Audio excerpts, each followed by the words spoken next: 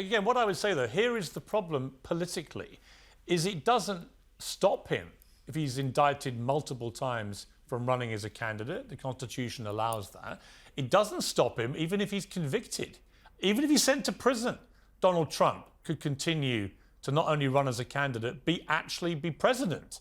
Now, it would be completely unprecedented, but most things Trumpian are. So look, you're currently polling at 1% yourself in the race. He's over 50% in many of the polls. He's so far ahead of everybody. All these indictments seem to do, as I say, seem to help him. They seem to pump up his numbers. Kevin McCarthy was saying that today. I just don't know how you can stop him winning the nomination. And he would then think, Trump, I know him very well, in a two-horse race against Joe Biden, who looks like he's barely functioning, and we're still 18 months away from an election, he'd have a very good chance of winning. Well, that's the only hope that Joe Biden would have, would be if Donald Trump is on the other side, indicted, not being able to pull independent votes. And that was what we had in 2020 when he wasn't under indictment, and he lost. He lost that race, and a lot's happened since then. You ask what's going to change it. I don't know. But I know that as a candidate who cares about this country, you don't sit on the sideline when our democracy's at stake, whenever our country's at stake. I'm engaged in this fight. We got 6 months before the Iowa caucuses, and I know that Iowa's looking at this and potentially looking for an alternative. The other candidates were in mostly single digits. It's going to be who surfaces out of that and who takes on Trump straight on. And I think you've got to do that if you're running for president in the Republican primary.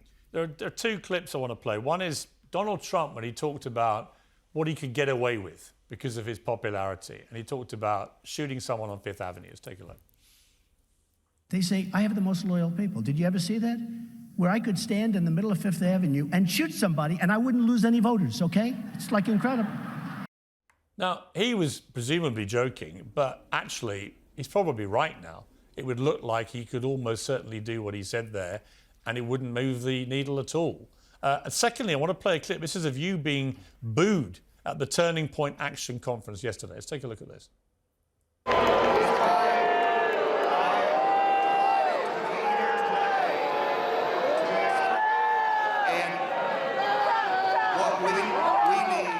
So the two things there. One, I think he's reached that point where he can basically do what he likes and his base isn't going to, we'll just listen to his explanation and believe it. But secondly, for you as a conservative, a long-time Republican who really cares about his party and his country, to get that kind of response at a conservative event, how did you feel about that? And what does that tell you about where the party now is? Well, on the first clip that you played, what that tells you about Donald Trump is that he's full of arrogance. I think everybody knows that. And whenever I think about public service, I think more about humility and serving the public versus serving your own interest. The second clip that you played was me speaking really at a pro-Trump gathering. And I go to that audience because I know they're not all aligned with me by any means, but I make the case of a conservative vision for America and where we need to go. You've got to reach out to those audiences. Thank goodness there were a lot of young people there, thousands of them, who were very interested despite some bad leadership and behavior on the part of some of the adults in the room. If Donald Trump is watching this, and he probably is, what would you say to him?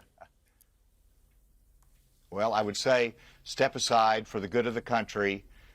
You're not going to be able to successfully win. You know that, just like you knew that you lost in 2020. So think this through. I hope that you'll make that decision and drop out for the good of the country.